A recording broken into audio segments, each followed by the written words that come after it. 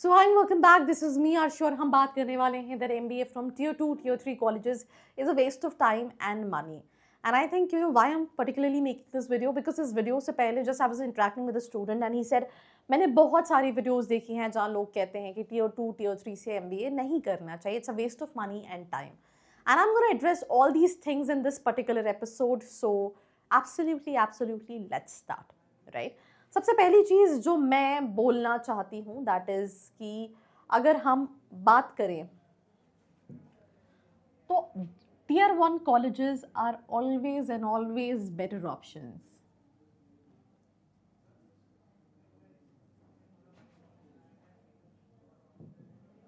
भाई टियर 1 नहीं मिलता है तो एमबीए मत करो, राइट? आई थिंक यही एक चीज़ है जो आपको बहुत सारे लोगों ने बोली होगी. बट अब एक चीज़ समझो कि टियर 1 कॉलेजेस बेहतर ऑप्शंस है, but to get into tier 1 colleges you need to have a percentile. It's not only about it's not only about MBA, right? It's about आप किसी भी कोर्स में उठा के देखो. अगर आपको आईआईटी बॉम्बे जाना, आपकी रैंक 1 होनी चाहिए. आपको एमबीबीएस के लिए नंबर 1 एम्स दिल्ली में जाना है, आपकी रैंक 1 होनी चाहिए. तो हर स्टूडेंट के लिए वही सेम परसेंटाइल लाना is not at all possible. And that is one of the reasons कि इंडिया में इंजीनियरिंग के लिए आप VIT, SRM, LPU, Chandigarh, Chitkara जैसी यूनिवर्सिटीज देख रहे होते. उसी तरह से सिमिलरली कि एमबीए टियर 1 कॉलेजेस से करना is always and always better option. But you also need to understand कि वो टियर 1 कॉलेजेस में जाने के लिए आपका प्रोफाइल, आपका परसेंटाइल वैसा होना चाहिए. अब बहुत सारे स्टूडेंट्स हैं जिनका परसेंटाइल वैसा है ही नहीं, तो क्या टियर 2 टियर 3 से प्लेसमेंट नहीं होते? आप चलो कोई टियर 2 का कॉलेज का नाम लिंक्डइन पे सर्च करके देखो और चेक करो कि क्या उनके एलुमनाइज जो आपकी ड्रीम कंपनीज हैं वहाँ पे काम कर रहे हैं, नहीं कर रहे हैं. मैं 10,000% श्योर हूँ कि आपको ऐसे स्टूडेंट्स मिलेंगे, राइट? आपको इवन टियर 3 से भी मिलेंगे. I have my own students, they started with 7, they're earning 22, 18 lakh and even more than that. तो यहाँ पे बात ये है कि उन स्टूडेंट्स के लिए टियर 2 टियर 3 एमबीए कॉलेजेस से करना वर्थ नहीं हो, जिनको ये पता ही नहीं है कि वो एमबीए क्यों करने जा रहे हैं. वो ये सोच रहे हैं कि मैंने अंडरग्रेड में कुछ भी कर रखा है, मैं एमबीए करूंगा, मुझे जॉब लग जाएगी. उनको ये पता ही नहीं है कि जॉब जो है वो स्किल सेट पे लगती है. कंपनी पैसे आपको देने वाली है. मैं एग्जाम्पल दे रही हूँ, मैं सॉइल गुड़गांव की एक स्टूडेंट से बात करी थी. She got 87 percentile in CAT. She said I was not able to convert any other colleges. I get into SOIL. मेरे बैच में 53 स्टूडेंट्स हैं, 12 बच्चे ऐसे हैं जिनको घंटा फर्क नहीं पड़ता कॉलेज में क्या चल रहा है. अब ये बच्चे लास्ट में जाएंगे, इनका प्लेसमेंट होना है, कैसे पॉसिबल है?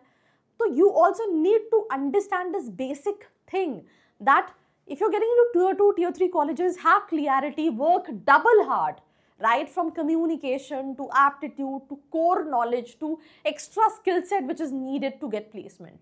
And अगर आपके पास ये skill set हैं तो bang on आप tier 2 में भी जाओगे, tier 3 में भी जाओगे, आपको placement लगेगा. मैं फिर वही कह रही हूँ कि आप tier 3 कॉलेज के लिंक्डइन पे जाके देखो, आपको एलुमनाई मिलेंगे आपकी सारी ड्रीम कंपनीज में काम करते हुए. टियर 2 के कॉलेजेस में जाओ, आप लिंक्डइन पे सर्च करो, आपको बहुत सारे एलुमनाइज मिलेंगे आपकी सारी ड्रीम कंपनीज में काम करते हुए. बट यहाँ पे 100% प्लेसमेंट ना वो टियर 1 में है, ना टियर 2 में है, ना टियर 3 में है. डेफिनेटली IIM अहमदाबाद में जो कंपनी आ रही है वो 30 लाख रुपए दे रही है. वही कंपनी जब IIM काशीपुर जाती है तो उसके पैकेजेस 12, 13, 14 लाख के ऊपर क्यों हो जाते हैं? क्योंकि उसको पता है IIM अहमदाबाद में 99+ परसेंटाइल वाला बच्चा है, बट IIM काशीपुर में 92, 93, 94 परसेंटाइल वाला बच्चा है.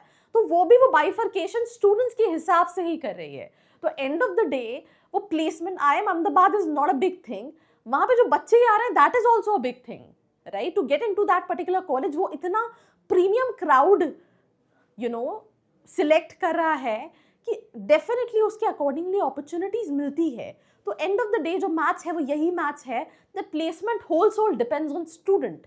कॉलेज कैसा लेना चाहिए जहाँ कंपनीज आ रही हैं. आप लेट्स इन केस आप बहुत टैलेंटेड हो बट आप एक कॉलेज में चले गए जहाँ कंपनीज ही नहीं आ रही है, तो फिर आपके लिए थोड़ा सा डिफिकल्ट है. आप ऐसे कॉलेज चले गए जहाँ पढ़ाई नहीं है, प्रैक्टिकल लर्निंग नहीं है, राइट? मैंने ऐसे बहुत सारे लास्ट पास ईयर में कुछ कॉलेजेस के रिव्यूज लिए हैं जहाँ उनका कहना था कि पूरे साल फैकल्टीज ही चेंज होते रह रहे हैं, समझ में ही नहीं आया कॉलेज में चल क्या रहा है.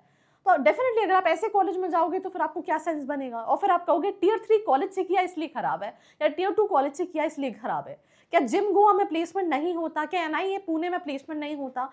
क्या जयपुरिया में प्लेसमेंट नहीं होता? क्या वेलिंगकर में प्लेसमेंट नहीं होता? क्या निर्मा में प्लेसमेंट नहीं होता? क्या बालाजी में या इंडस में प्लेसमेंट नहीं होता? प्लेसमेंट होता है बट 100% नहीं होता.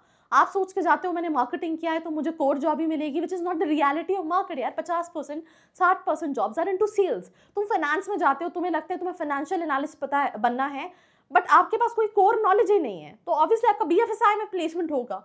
फिर आप उसमें ये नहीं कह सकते कि यार मतलब यहाँ तो सारी सेल्स कंपनी आती हैं।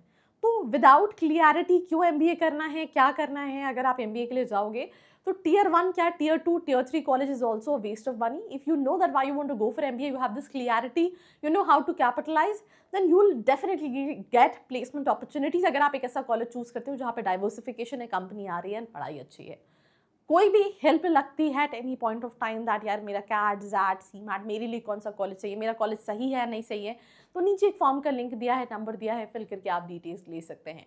तो this is me Arshi Khan signing off. मिलते हैं एक और एपिसोड के साथ। I hope you like this video. For more such videos, keep watching our channel. And do not forget to like, share and subscribe.